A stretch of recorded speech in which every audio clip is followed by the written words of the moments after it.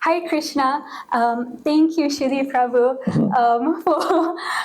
for giving us the opportunity to ask questions and really sharing your time with us.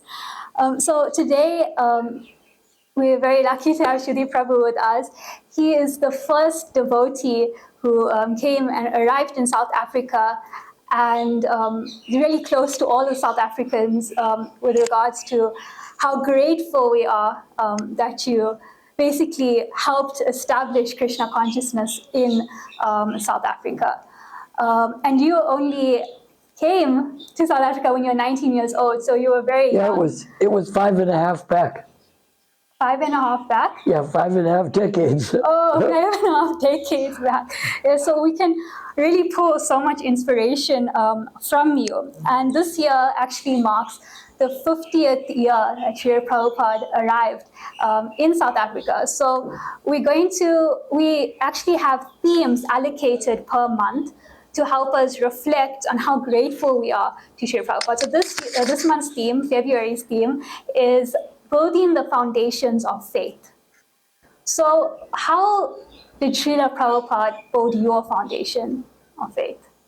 Well, one, he's the Acharya. He sets the example, and he teaches it. So he talks the walk and walks the talk. He does what he's talking about. There's the person Bhagavatam and book Bhagavatam. So he would give a lecture explaining what Krishna is and what a devotee is, and he would show how he was just like Lord Chaitanya is Krishna as a devotee. He would show the example of what a devotee does. And so the example was obvious for us. Thank you so much for that. And so for people in this age, this presently, Srila Prabhupada's not here with us, obviously here with us through his instructions and through his books. How can we build our foundation of faith in Krishna consciousness? Well, we have to do some studying of books, learn some basic things. I think you teach some courses here. We're having a graduation today for people who finished courses, because, you know, the books only come alive when you read them. You don't put them in the shelf and expect them to read to each other. You take them off and you read them. Unless you have books on tape. But there's something about reading it that it keeps you more in touch with it. So we have to study the philosophy and put it into practice. A couple of the easy books, of course, are Bhagavad Gita, and Nectar of Devotion explains to us how to be a devotee, what practices to do. And then it goes into some of the finer relationships with Krishna. Thank you. We're really fortunate in the present day that ISKCON is very cemented and everywhere globally. So therefore, we have a lot of devotees that are born devotees. Yes. And sometimes when you're born a devotee, you might get too complacent in your Krishna consciousness. So how do you prevent, or can you please give us some guidance on how to prevent blind faith in Krishna consciousness? Well, we do the experiment. Blind faith means we just believe it, but we don't have to do much. You get that where they say, well, just have faith, but you don't have to do much practice. So what you do is you do the practice and you try to feel Krishna's presence. You're not satisfied with just knowing something. You have to figure out how to do it. So devotee association is very important in that case. Yeah, I think, thank you so much for that. So you were 19 years old when you first came to South Africa, full of faith and wanting to carry out Srila Prabhupada's instruction to you. So can you ever be too young to take Krishna consciousness seriously? No, I think it's like having too much devotion or having too much money. You know, you can't be, don't they say that? You could never be too young or too rich? Yeah, so you should take advantage when you're younger so you can get more, can start early. Or shall I wait till I'm older? No, definitely. Because there's always, well, I'll wait till I'm older. That's that complacency that we were talking about. So there's a lot of obstacles in the present day that can impede the youth's spiritual growth. So, what obstacles are there? What do you mean? there's social media, getting really absorbed into the material world with regards to it being very economically driven. You must study. There's no time for spiritual life. So how does Well, the the youth thing is, if you're navigate? going to work, you're probably better to get a job where you feel more fulfilled, you can arrange your time more, and you can make more money. If you're going to work, you might as well make more out of the time you're spending than get a job that doesn't pay much. And you know, with the social media, you have devotees on there. You get to see the things like they share quotes about Prabhupada, what's happening at different temples, and different things can come on there. The thing is, too, to limit even without the time in social media, is you have to think of what's more important first. You know, first you do your chanting, and then we do eating, and then we do some studying. And it's like, you know, I pick a time period where I check my emails, check the banking, and check the Facebook. And, you know, sometimes there's some interesting things on there. But you have to remember, too, a lot of it isn't true. People put on things there, and there's no fact-checking in it. Yeah. The last thing I saw said that Elon Musk had bought the TV show The View and took it off the air. Turns out you fact-check it, it didn't happen. So people put things on there as if it was a fact, right? The same Rohini went to Mauritius and bought a house there. I can put that on the internet. Now, if I put it on the internet, does it make it true? No. But if it's on the internet, it has to be true, right? So by putting it on the internet, that makes it true? No, it actually has to happen. So you don't want to become lost in it, and you don't believe all the stuff that's being said. Thank you so much. So ISKCON is seen as, we follow a very pious lifestyle. We follow the 4 regulative principles: no meat eating, no intoxication, no illicit sex, no gambling. Would you consider ISKCON a rigid movement? Well, somebody asked Prabhupada once, he said, Prabhupada, we should be conservative. Prabhupada said, yes, and liberal too.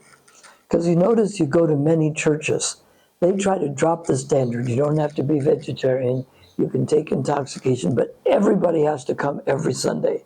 Whereas here, you have some people who are swamis and gurus who've dedicated every minute. You have some people who are brahmacharis living here. Some people are householders who come every day. Some people come a few times a week. Some people only once a month or random. So the standards for initiation are rigid, but we don't enforce them on people who just want to come and take part. Prabhupada said, in the beginning, you don't introduce regulative principles. So it's more like we put them on ourselves. We don't go out to the shopping mall and tell them they're going to hell for doing certain things. We just say these are requirements for initiation. But we don't start people as that, because you may have some people who come and take part who can't do all of those things. So, you know, we have people at varying degrees. Thank you. So we're more strict and less strict at the same time. So we cater for everyone's personal journey. Yes. Thank you. What is one thing you'll never forget about Srila Prabhupada?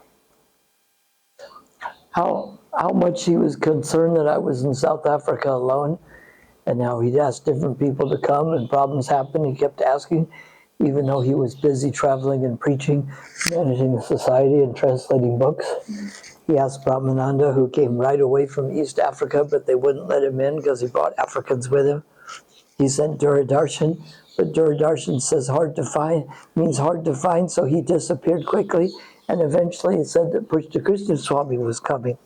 So he was always concerned that I was there alone, and how he wrote a letter saying, I'm very much pleased at the responsibility you've taken to spread Krishna consciousness in South Africa at such a young age. So that continuing concern and appreciation, because it might have been different if I'd left here.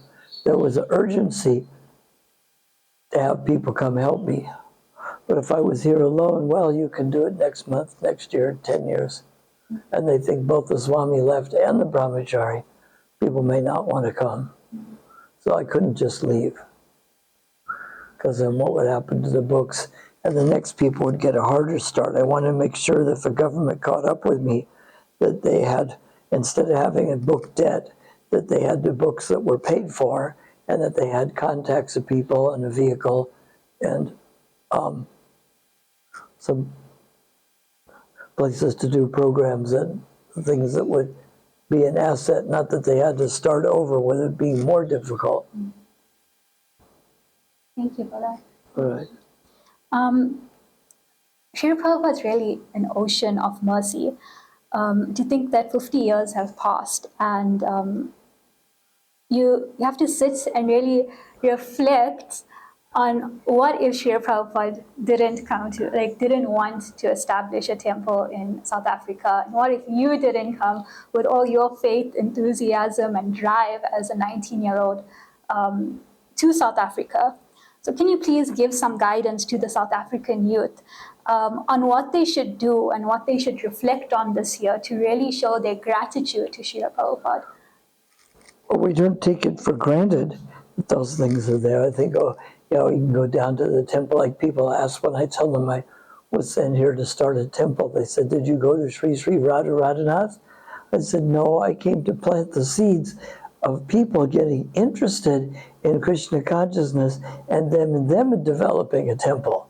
They don't wait till something's built and then show up. Whereas now it's so easy. You don't have to do all that, but you can bring people here. You can help make sure it's maintained, and you can learn enough philosophy to help others. So you have to continue when the difficult things have already been done. Especially here in South Africa, it seems like the basic part comes easily, but then the next stage is a little harder.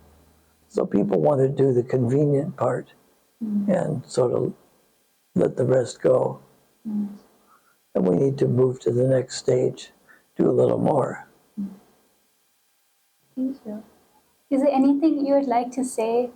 We're going to conclude the interview now.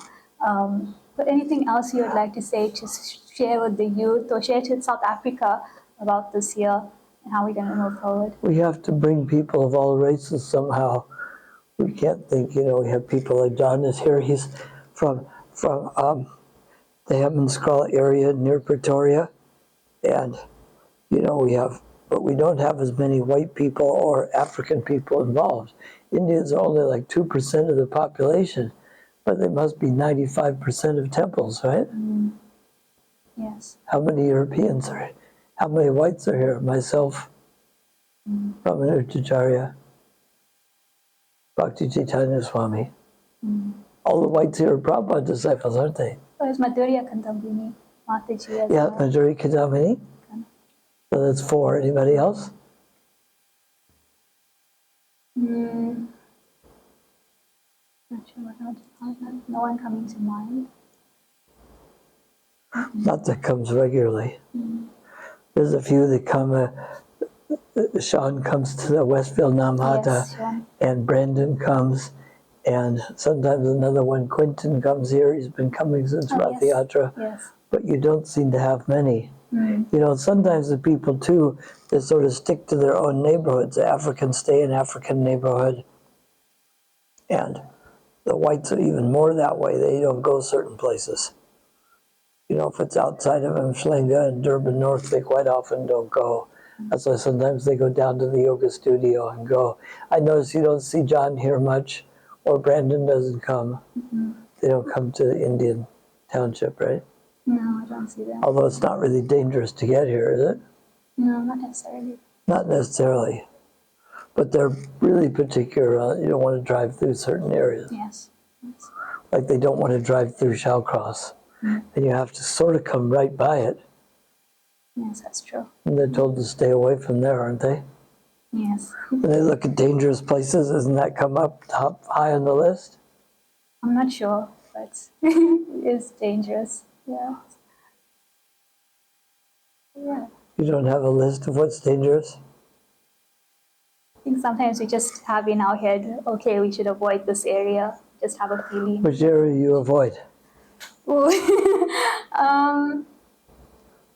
Names. I would say areas. I don't know names. I just know we're about to drive. Like Lamontville? Excuse me? Lamontville? Lamontville. Yes. Yes, that's another one. Yes. So, that's good. Thank you so much All right. for the interview. I know it's pretty short, but I think our target market was the youth and really just getting the basic understanding of what and who ISKCON is and how anyone can come and, And what you do is you make friends with people. That way it gives you something to do with other people, and you help them and they can help you. You take all the aspects, you're learning to grow, you're helping other people, you're becoming friends. You take all of that's why we encourage people at prasadam not to give like to-go plates where they just take it and leave, that they should sit down and talk with each other a little, socialize. Yes. Instead of rushing off in a hurry. Sometimes they rush off in a hurry. And you don't need to do that, because now you got together all the Krishna conscious people in one place at the same time. So it's better to spend some time there. Take advantage of the association Yeah. and learn more together. Thank you so much. Thank you so much, Shri Prabhu, Hare for Krishna. Hare Krishna. Thank you. If you like this video, please give it a big thumbs up and comment down below how you're going to contribute to Srila Prabhupada's 50th anniversary and how you're going to show your gratitude. Don't forget to also click that subscribe button so that you can stay updated on all things ISKCON Durban Youth Group. Hare Krishna.